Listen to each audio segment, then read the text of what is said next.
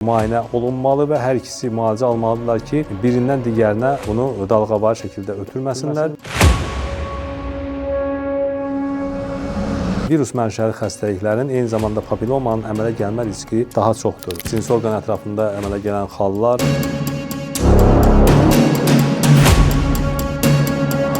çox vaxt bizim pasientlərin bir qismi bunun hər hansı bir cinsi əlaqədən sonra olduğunu desələr də,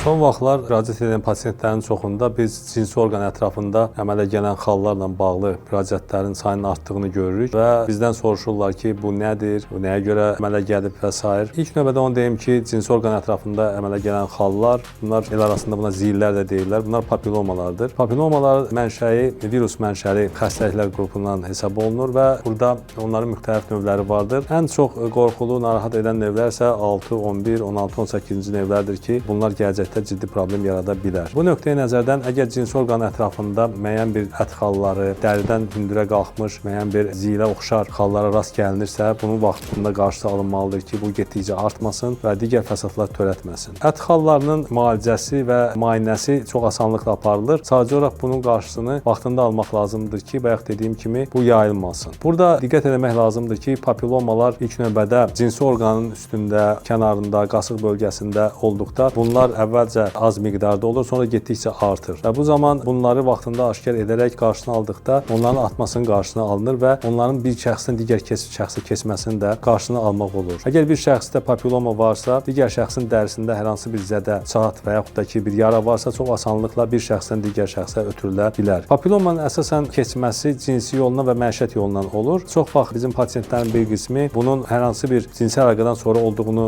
desələr də, bir qismində isə bu tamamilə cinsi əlaqə ilə əlaqədar olmayan hallarda da baş verir və bu zamanda həmin şəxsin immun sisteminin güclü olması çox mühüm əhəmiyyət daşıyır. Adətən immun sistemi zəif olan şəxslərdə virus mənşəli xəstəliklərin eyni zamanda papillomanın əmələ gəlmə riski daha çoxdur. Buna görə immun sistemini yüksək saxlamaq lazımdır, yəni ki, güclü saxlamaq lazımdır. Yaz və payız aylarında profilaktik müalicə tədbirlərinə üstünlük vermək lazımdır ki, orqanizmdə papillomalar yenidən əmələ gəlməsin. Çünki papillomanın müalicəsi kliniki olaraq problema uyğun aparılır və bu zaman xüsusi antiviral dərmanlardan və immun sistemini gücləndirən dərman preparatlarından və yerli preparatlardan istifadə etməklə bu icra olunur. Amma bu o demək deyildir ki, papilloma bir də əmələ gəlməyəcək. Çox təəssüf ki, immun sisteminin aşağı düşdükdə və həmin orqanizm təkrar infeksion xəstəliklərə məruz qaldıqda papillomalar yenidən əmələ gələ bilər. Məhz buna görə də orqanizmin immunitetini güclü saxlamaq lazımdır və partnyorlar diqqət etməlidirlər ki, bir şəxsdə olan papilloma digər şəxsə keçməsin. Bunun üçün qoruyuculardan istifadə etmək və hər iki şəxsin papillomaları